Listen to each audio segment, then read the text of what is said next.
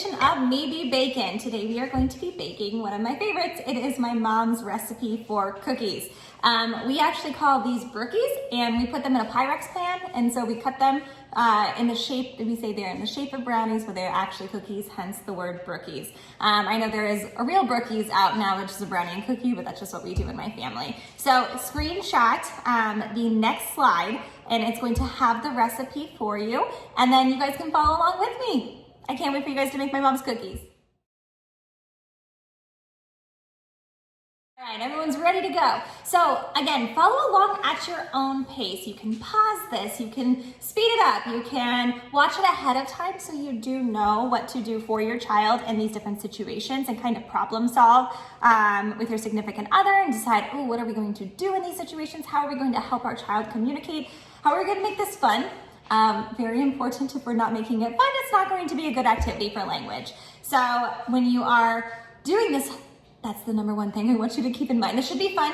We're going to get messy. That's good to get messy. Getting messy can help your child play with foods and explore them with zero pressure to eat them, which is fantastic because it helps our child to often expand their interests, and sometimes just doing this while watching can help them feel more safe. And that's our goal. We want to make them safe when they're playing with foods and trying new foods and feeling different textures. So we are going to start off with the butter. So this is at room temperature. I did put it in the microwave for just like 10 seconds to make sure it was going to fall out.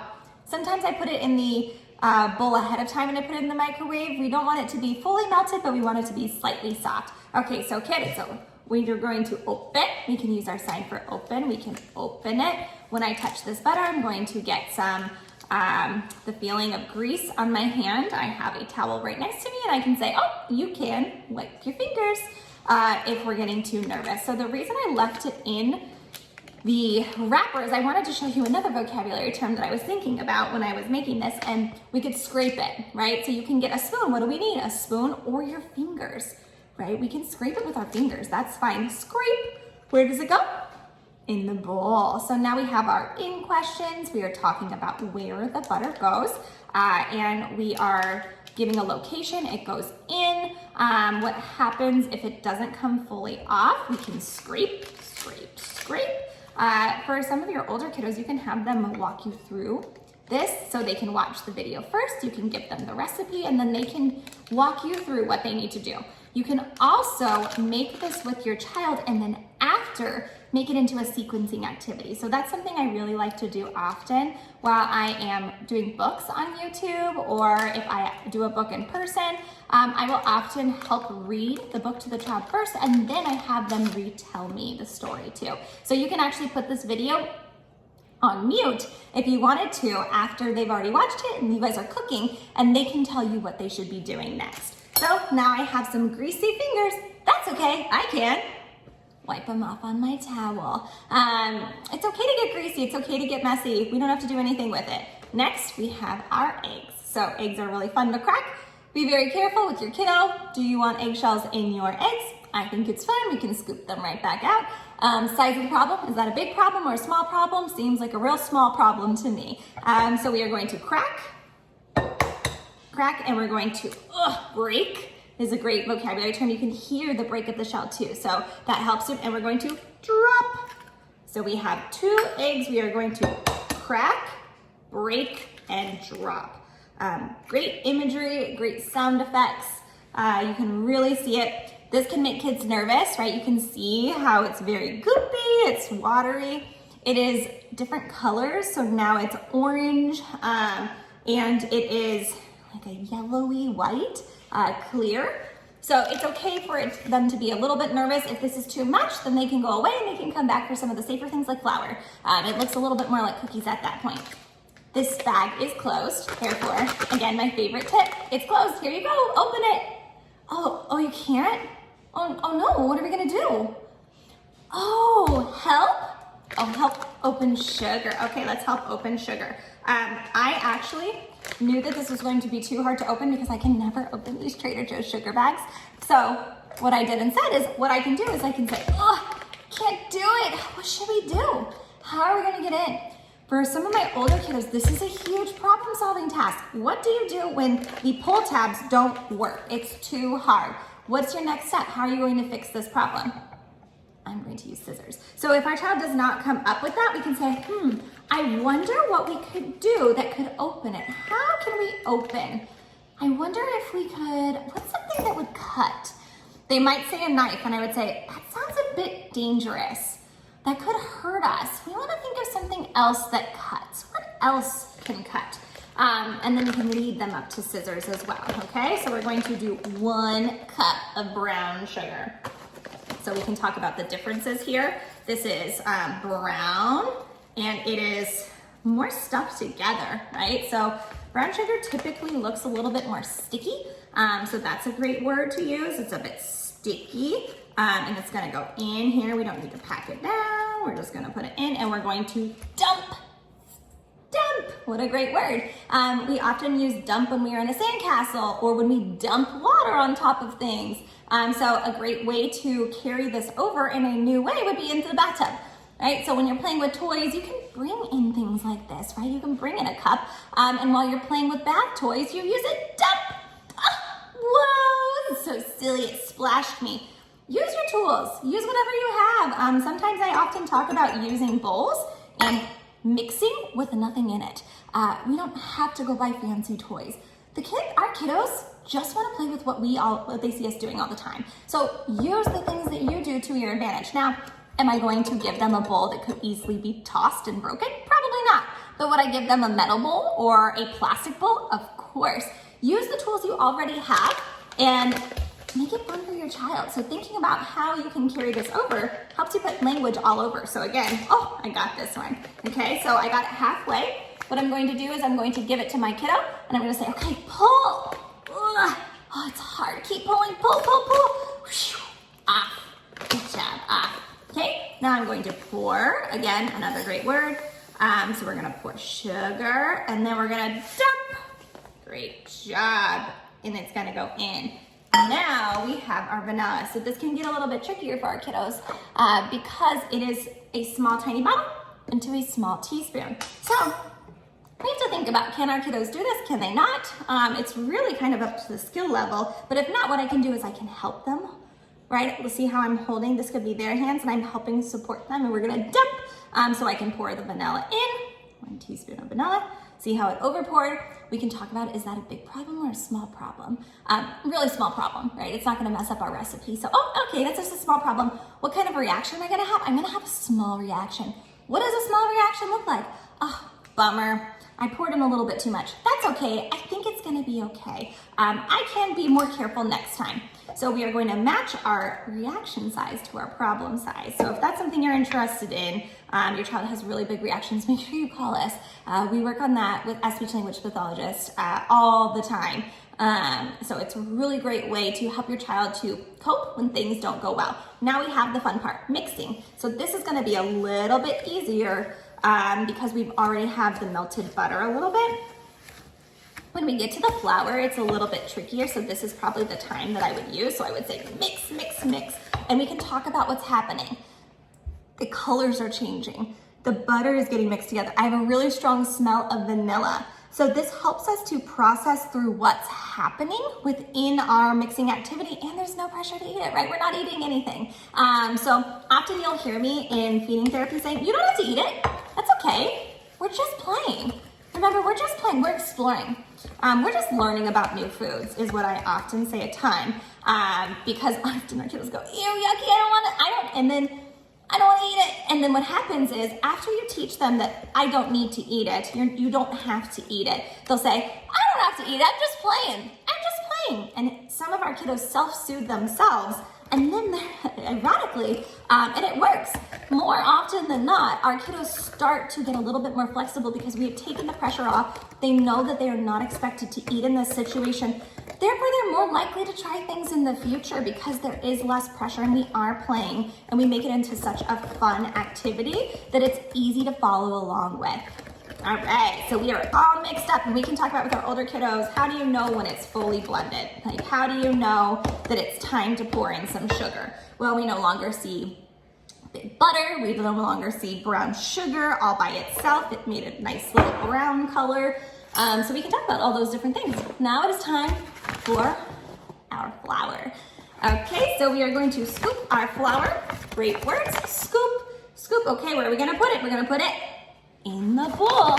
Okay, so my older friends, we can talk about what's going to happen, right? We're putting in flour, and we are going to talk about what's going to happen to the butter, right? So you can have them play with it, right? It feels very mushy, it feels very soft, and it feels very wet. See how it's sticking to my fingers? Okay, again, I can wipe it off. I don't need to worry, I can wipe it off. And then what we can talk about is what happens as we add this flour and we mix, mix, mix. And we're gonna talk to our little kiddos and we're gonna say slow, slow, we're mixing slow. Wow, okay, it's getting hard. Ugh. Ugh, so hard. Okay, we're gonna mix, mix, mix, mix, mix. This recipe, sometimes you need 2.5 cups, sometimes you don't. I typically only put a cup of flour. You've gotta eyeball it and see how it works for you. And you do wanna preheat the oven to 350 so it's ready to go. Or you can just put these in the fridge overnight and they're delicious if you just bake them the next day. So that's usually what I do for Thanksgiving and Christmas. I get them ready ahead of time and then we bake them. So fun activities of thinking about how we're gonna get our child involved in something that isn't even today, right? We could be making these for another day. Again, we're gonna go in, scoop, scoop. Okay, now we have 2 cups. Where does it go? Is it go on my head? No, that'd be silly. What would happen if I put it on my head? A huge mess, right? If it goes on our head, is it a big problem? Nope, it's a small problem. What are we gonna do? We're gonna wipe it out, we're gonna clean it up, and we're gonna move right on. So where does it go? In the bowl. Okay, pour, pour, pour, pour, pour.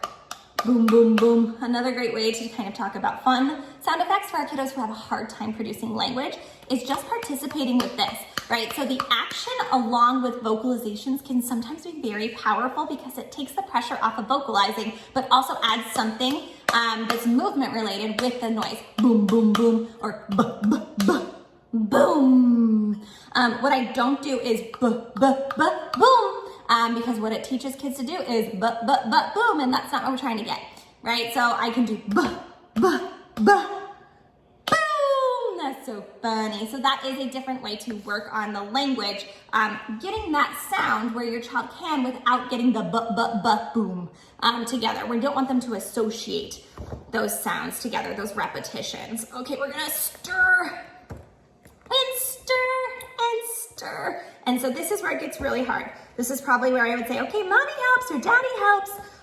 Or with your older kiddos, you can talk about how do we know to keep going? What should we do? And we wanna keep saying, okay, we gotta smash. We can try it in different ways. We can twist, twist, twist. Oh, good job, keep going. Okay, stir. Look at it, it's coming together.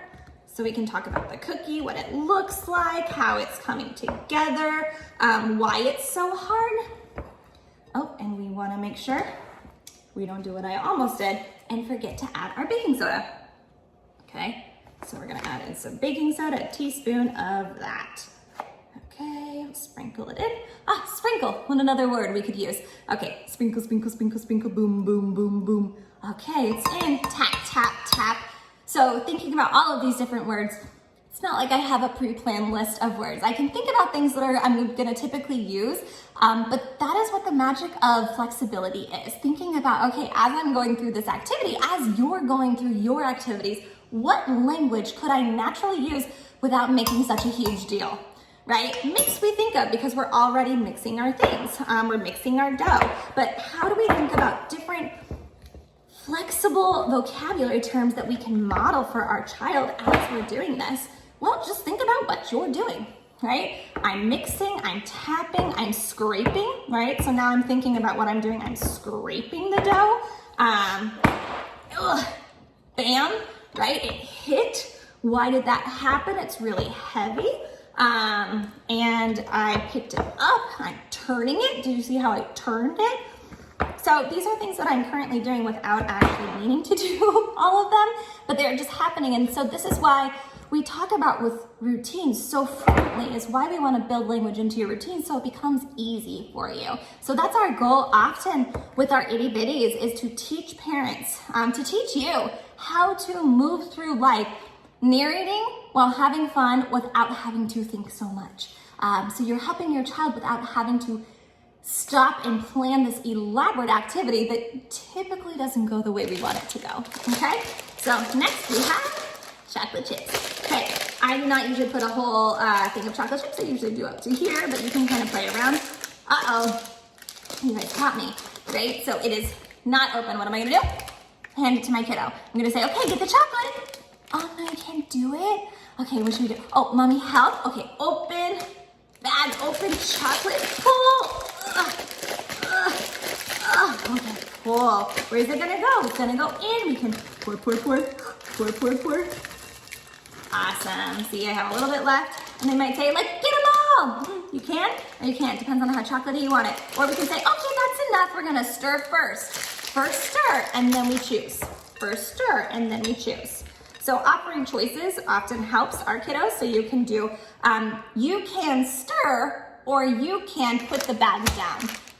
Is a great choice that you are giving within an activity that they are wanting to control. So thinking about that, when you have sometimes really big behaviors, because they really want to do something, sometimes giving just a little bit of control or semblance of control. I'm still controlling what's happening, right? I'm controlling the options, but they get to choose from the options that I am choosing, and that can be very helpful. All right, cookie dough is done, which means we are going to scoop this onto a pan. Okay, so what do I need? I need my pan. Okay, my cookies are gonna go on. I'm gonna scoop and put it on. So we're gonna do that. We're gonna put it in the oven. Careful, it's hot. And then we are going to check back in. These you wanna check the time, right? So put them in at the times that you think your oven cooks cookies at, and then just keep on checking. And I will see you after we are all done. All right, see you soon. Can't wait for the cookies. And now we have delicious Carol's cookies. So we can talk about the cookies and how they started off really big, and how did they go from really tall to really flat, right? So they baked in the oven, and when they baked in the oven, what happened is they got really flat. We can make ice cream sandwiches with the cookies. That's something to talk about. We can do wheels on the bus. The wheels on the bus go round and round, round and round, round and round. The wheels on the bus go round and round all over town. So there's lots of ways we can play with these and not require our kiddos to eat them, but they are really yummy. So something that we could do is, take a bite with them. So we don't often have our kiddos just take a bite. We want to be doing things with them. So how are we expecting them to take bites if we're not taking bites too? So what I could do is instead go, crunchy, and it's soft. What else do you taste? Oh, it's sweet and chocolatey. So I can talk about the experiences that I'm having and help my child at the same time understand the experiences that they might be having and really help to self-soothe them. So I hope you enjoy Carol's cookies as much as I do. All right, see you next time.